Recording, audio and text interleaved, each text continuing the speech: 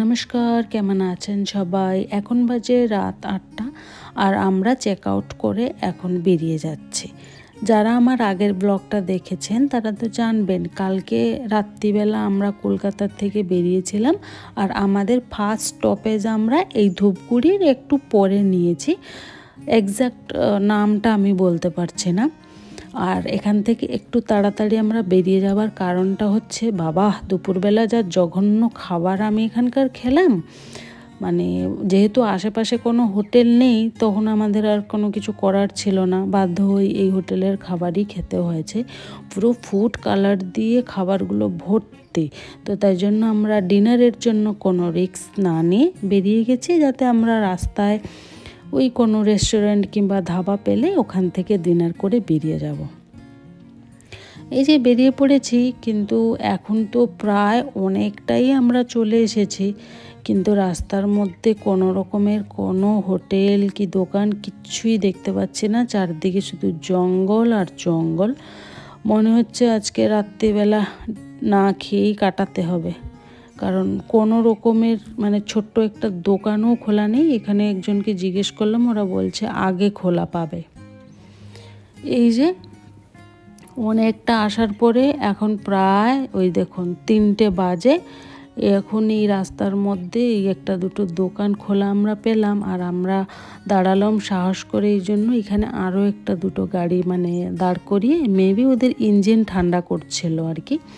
তো তাই জন্য ওদেরকে দেখে আমরাও দাঁড়ালাম, কারণ গাড়ির মধ্যে সব খাবার শেষ আর এখন 3টে বাজে, ডিনারও করার কোনো চান্স নেই। তাই জন্য এখান থেকে আমরা অনেকটা জিনিস তুলে নিচ্ছি। ভোরবেলা হয়ে গেছে না?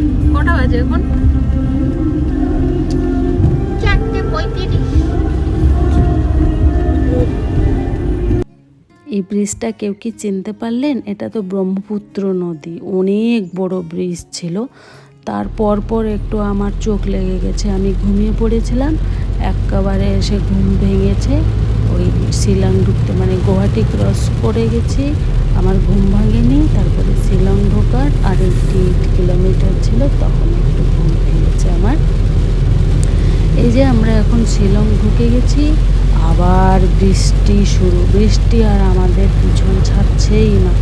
যাই হোক, কিন্তু বৃষ্টির মধ্যে ওয়েদারটা খুবই ভালো লাগছিল, মানে চারদিকে গ্রিনারি আর গ্রিনারি, এত অক্সিজেন। আমার মনে হচ্ছিল একটু তুলে এখান থেকে প্যাক করে কলকাতাও নিয়ে যেতে যদি পারতাম একটুখানি অক্সিজেন, কিন্তু কোনো রাস্তা নেই, আর কি করা যাবে। যাই হোক, এখন আমরা ওই প্রপার পুরো শিলংয়ে চলে এসেছি। আমাদের একটু ইচ্ছা, ওই পুলিশ বাজার আছে শিলংয়ের, যারা জানেন তারা জানবেন, ফেমাস তো পুলিশ বাজার। তো ওখানকার কাছাকাছি আমরা কোনো যদি হোটেল পাই তাহলে ওখানটায় নেব, কারণ অনেকের অনেক কিছু মানে কেনাকাটির আছে যারা আমাদের সাথে গেছে আর কি। এই যে অনেক কিছু খোঁজার পরে এই হোটেলটা আমাদের পছন্দ হয়েছে। একটা দুটো হোটেল আমরা দেখেছি, আর এদের এত সরু সরু সব রাস্তা, মানে একটা গাড়ি ঢুকলে গলির মধ্যে আর একটা বেরোনো একদম অসম্ভব হয়ে যাচ্ছে। আর তারপরে পাহাড়ি রাস্তা, মানে ঢুকলে আর ওঠা মানে খুব রিস্ক হয়ে যাচ্ছে গাড়ির জন্য, তার মধ্যে বৃষ্টি। যাই হোক, তো আমাদের সবাই খুবই খিদে পেয়েছে আর ব্রেকফাস্টের টাইম অলরেডি চলে গেছে। আমরা অনেক রিকোয়েস্ট করেছি ওদেরকে, কিছু তো অন্তত করে দাও, আমরা একটুখানি খেয়ে পেটটাকে শান্তি করি, কারণ কাল রাত থেকে তো আমরা কিছুই খাইনি, ওই দুপুরবেলা সেই কালারফুল খাবার খেয়েছিলাম। যাই হোক, এই এদের এখানকার আবার রুমে কোনো এসি নেই। আমাদের কি গরম লাগছে, কিন্তু ওরা বলছে না কি খুবই ঠান্ডা ওয়েদার, আমাদের এসি লাগে না। কিন্তু আমরা তো কলকাতার ওয়েদার থেকেই গেছি, আমাদের তো প্রচুর গরম লাগছিল। তাই জন্য আমরা আবার 2টো পাখা ওদেরকে বলেছি, 2টো রুমে 2টো করে পাখা দাও। তো যাই হোক, ওরা অনেক রিকোয়েস্ট করার পরে আমাদেরকে ব্রেকফাস্ট দিয়েছে, বলেছে শুধু আলুর পরোটা আর অমলেট হবে। আমরা বলেছি তাই দাও, আর আবার বলেছে একটা একটা করে হবে, তা আমরা বলেছি তাই দাও, একটাই খাই। তো আপাতত ওইটা খেয়ে একটু পেট শান্তি হলো, কিন্তু মন শান্তি হলো না। আর সঙ্গে সঙ্গে আমরা লাঞ্চটাও অর্ডার দিয়ে দিয়েছি। আলু ভুজিয়া, মাটন কারি, মাটন কষা, সরি, ফিশ কারি, ডাল, येलो दाल और इधर चिकन कोशा। চিকেন কষা। हाँ चिकन कोशा। আচ্ছা ঠিক। ठीक है ओके।